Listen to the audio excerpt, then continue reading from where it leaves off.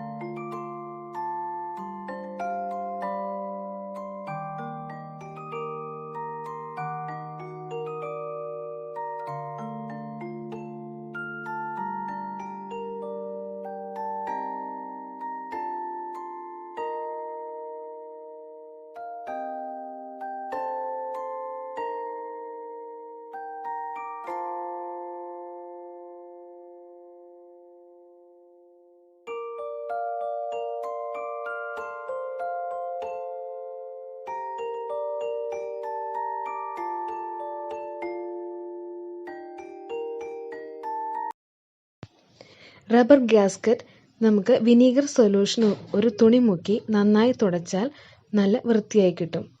അതുമാത്രമല്ല, ഓരോ വാഷിന് ശേഷവും ഡോർ കുറച്ച് സമയം ഓപ്പൺ ചെയ്തു വച്ചാൽ ഈർപ്പം ഇല്ലാതിരിക്കാനും നല്ലതാണ്.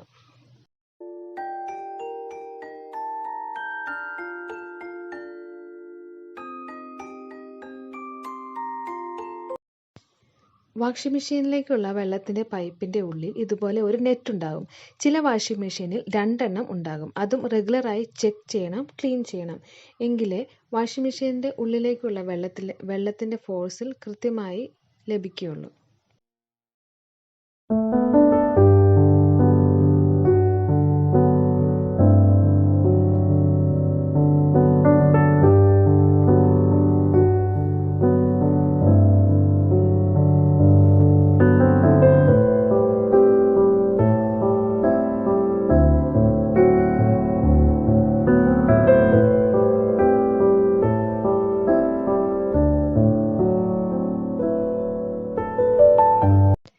വാഷിംഗ് മെഷീന് താഴെ ഇവിടെ വേസ്റ്റ് വാട്ടർ കളക്ട് ചെയ്തിട്ടുണ്ടാവും. അതുപോലെ തന്നെ ഹെയർ പിൻ, ബട്ടൺസ് അതുപോലുള്ള ഐറ്റംസ് ഒക്കെ ഇവിടെയാണ് കളക്ട് ചെയ്യുന്നത്.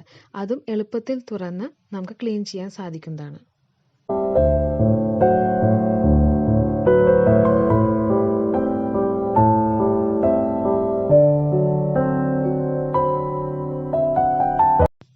ഡിറ്റർജൻറ്റ് ട്രേ നമുക്ക് ഒന്ന് താഴോട്ട് പ്രസ് ചെയ്ത് ഒന്ന് വലിച്ചാൽ എടുക്കാൻ പറ്റും. എന്നിട്ട് ക്ലീൻ ചെയ്യാം.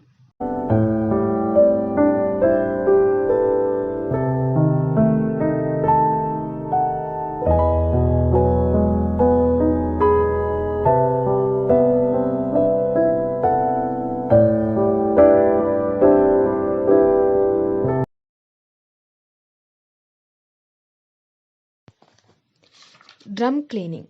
ഫ്രണ്ട് ലോഡ് വാഷിംഗ് മെഷീനും ടോപ്പ് ലോഡ് വാഷിംഗ് മെഷീനും സെയിം പ്രൊസീജിയറാണ്. 1 കപ്പ് ബേക്കിംഗ് സോഡ ഡയറക്റ്റായി ഡിറ്റർജൻറ്റ് ബോക്സിൽ ഇട്ടതിന് ശേഷം 2 കപ്പ് വൈറ്റ് വിനീഗർ ഡയറക്റ്റായി ഒഴിക്കാം. അതിനുശേഷം ചില വാഷിംഗ് മെഷീനിൽ ക്ലീൻ ടബ് ഓപ്ഷൻ ഉണ്ടായിരിക്കും. അല്ലെങ്കിൽ ക്വിക്ക് 30 ഓപ്ഷനിൽ ഇട്ട് നമുക്ക് ക്ലീൻ ചെയ്യാം.